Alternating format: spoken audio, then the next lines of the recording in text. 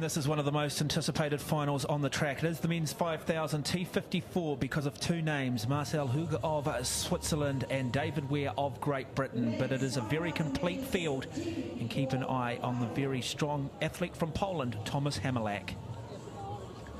As we go through the field, and this is Alain Fous of France, season's best of 10:24.18.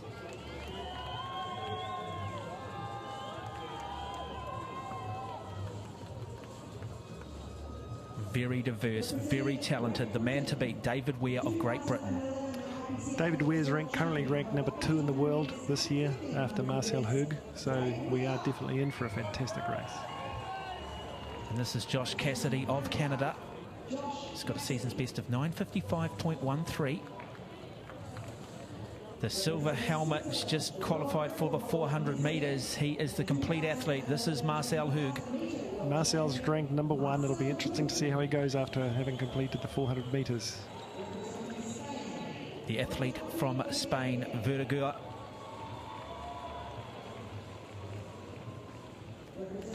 Wahoram of Thailand, a very impressive competitor and one athlete we do need to keep an eye on. Wahoram, you'll notice he's got a beautiful fluid style. And Sojima of Japan. Japanese in this race are very dark horses and certainly ones to keep an eye out for. This is the athlete from France, Julian Casoli, again a good competitor. And this is Hokunui of Japan, and he has got a season's best of 9:55.04. Currently ranked number 5 in the world, and believe me, 9:55 is an extremely sharp time for this event. So 12.5 laps at the moment for Great Britain, David Weir, and Marcel Hug in the silver helmet in 4. Watch for a fast start. And they do get away, and they'll want to make sure. And look, interesting to see Hug immediately this time saying, look, you know what, I'm not going to buy into going to the front, which historically he has done in the heat. He wants David Weir of Great Britain to take up a little bit more of the chase. He wants to be the athlete that plays the cat and mouse game. Fascinating as we see the athlete from France, Julian Casoli, decide to go to the front and take up the lead. A very easy start here, very easy pace. No one's wanting to do the work. And any time that you see these chairs spread 3 wide on the track generally means the pace is off. When you see the one big long line, then you know the pace is starting to build. Each extra lane you go out on the track, you're doing 4 extra metres per lap. As we have a look at this field, it is number 3, and this is the Canadian Josh Cassidy, 9:55.13, so very good athlete. But really still the fact that they are too wide on the track says that they are playing a little bit of cat and mouse. Nice little adjustment there. There's from Josh the athlete. Cassidy making a break, decided it's too slow. He's starting to pick it up, and you can see the line going back to single file again. And immediately it is the athlete number 7, and that is the Japanese Sojima, who says, I'm going to bridge that gap, because if I can just get in behind that chair, I'm going to save myself an awful lot of energy through the drag coefficient, anywhere up to 30% if you're sitting further back in that bunch. You can see at the back Weir and Hug happy to sit on the back, let the others cover the break and save their energy. But Weir keeping his wheel wide, ready to stay out of trouble. And Wahoram of Thailand, currently just tucked in. You might just see the blue arms and the high elbows of him. He is an impressive athlete out of Thailand. And again, it's all about looking at those high elbows, keeping that head position down. And I would imagine that's not as easy said than done, staying in that tuck position, particularly when the heart rate goes through the roof. Yes, it's these guys are all seasoned professionals, they're all seasoned athletes, and it's very important that you maintain your form, you don't panic, because as soon as you start doing that, your form goes out the window, your speed drops. Masumi Soejima, yeah, so aerodynamics, anytime you go over 20 kilometres an hour, those aerodynamics do begin to kick in.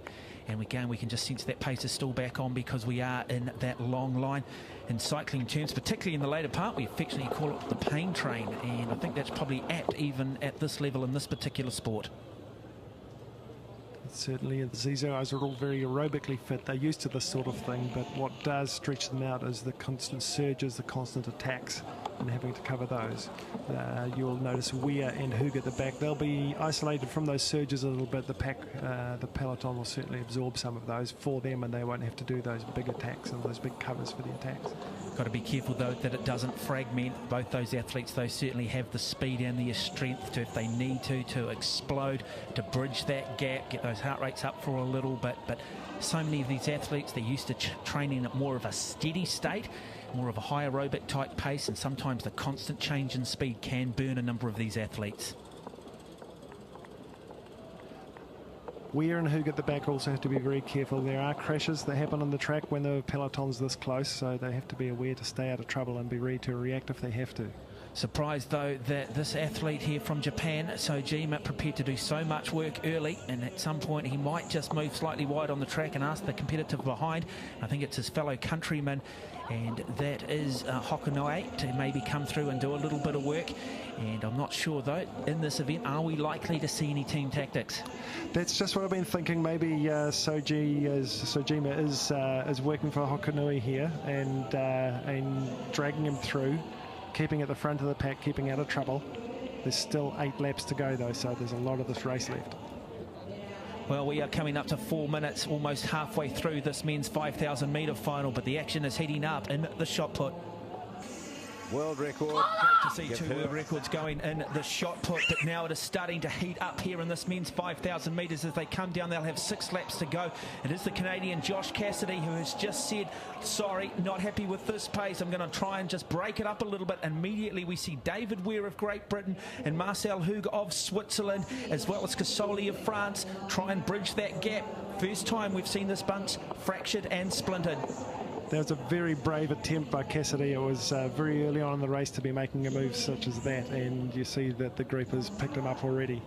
Yeah, it is very much just slowed back down again, become pedestrian, but that number of attacks will hurt these athletes. You're going to have your concentration on, and it reminds me very much of what happened. Here comes another attack up the outside. Alain Fous from France, giving it another dig. Not happy to see the race slow down. He wants to keep the pace on. I mentioned the great distance athlete yesterday from 1956, the great Vladimir Kutz, won a number of medals by continually surging, forcing the athletes to chase. And then when they chased and got back on, he attacked again. But you've got to have incredible strength to do that. I like the way Marcel Hug at the moment is more than happy to hang this Frenchman out in the front and just monitor Weir. With 5 laps to go, Hug has to be careful he doesn't get boxed in the pack and have his way blocked to get around Weir. So this is Alain Fous of France who has decided to go clear, and he's going to be doing a lot of work, expending a lot of energy out in front, because that wind, as they come into this home straight, will be behind them. But then on the second half of the track, they face the wind. And this sport here, if you've got allergies to anything, it is the wind, particularly early on in the 5,000 metres. The pack are not concerned about Alain Fous having made the break. He's not getting any further away, so eventually the pack will pull him in and spit him out the back. And the pack just needs to make sure they maintain a steady pace. It's very hard to get too far up the track in that situation. Not dissimilar to what you see in road cycling. There's a lot of tactics in this. It's also understanding your competition, knowing what these athletes are capable of. 7 minutes and 38 seconds. When they come around, they will have 3 laps to go. Then we are in for one of the great races, but it is the Canadian once again, Josh Cassidy, who has come back into second place, deciding maybe just to close this gap. He's dragging the pack up. He's expending energy. He's got to be careful that he leaves some for the sprint at the end. So Hug and Weir looking at each other. Got to be careful though, because there's some very good athletes. Warahim of Thailand in lane, wearing the number 6 on his helmet, is an experienced and classy act, and he's in a good position at the moment, just sitting there on the outside. Again, being blocked by the wind for the fact it is coming from his left shoulder across him, and therefore it's the athletes on the inside of the track at the moment who are facing that. You can see Warahim, Weir, Hug out in lane 3. They're happy to do the extra distance. Hug sitting up, taking a breather. I think it is the second Frenchman, Julien Cassoli, though, who has decided that he wants to go to the front, and you're just waiting like a track sprint in cycling. Now some more urgency starts to creep in. Let's see who it is that takes it up. I think it's another one of the Japanese competitors, and it is Sojima once again of Japan, wearing number 7 on his helmet. But they are lined up, they are poised. When they come down, they will have 2 laps to go, 800 metres to travel when they come down through the start-finish line, and still we have not seen the cards being played from some of the big names, Marcel Hoog and Weir of Great Britain. So Gema dropped to the back, having done a lot of work on the front. The French taking it out hard, starting to pick it up now. Wahorum got them covered with the Weir and Hoog in behind. Yeah, Wahorum in the dark blue there with the moustache, and behind him is Weir of Great Britain, and then the silver helmet, the very familiar and scary helmet of Marcel Hoog. And now 600 metres to go. What will we see here? They don't want to leave it for too long, but you do just sense that Marcel Hoog is strategically best placed at the moment. He's sitting in about 4th, 2 wide. And there he is, that is the man, and look at that aero tuck position of him, maximising recovery down the home straight. The bell lap will ring, the crowd here at QE2 Stadium on their feet. One of the great showdowns begins to unfold here. Who will it be? Will it be Weir of Great Britain? Will it be Hoog? Or will it be one of the Frenchmen, possibly Julien Cassoli or Warahim of Thailand? Here's Weir making his move now, Hoog comfortably in behind.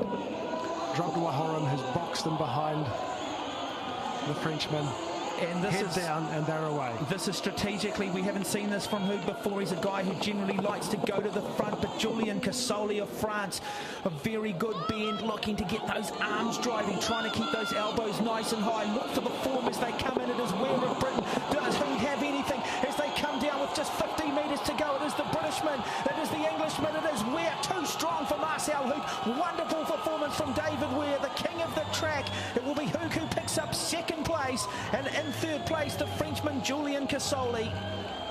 David Weir, the man who came here just wanting to win 1 gold, has won his 3rd.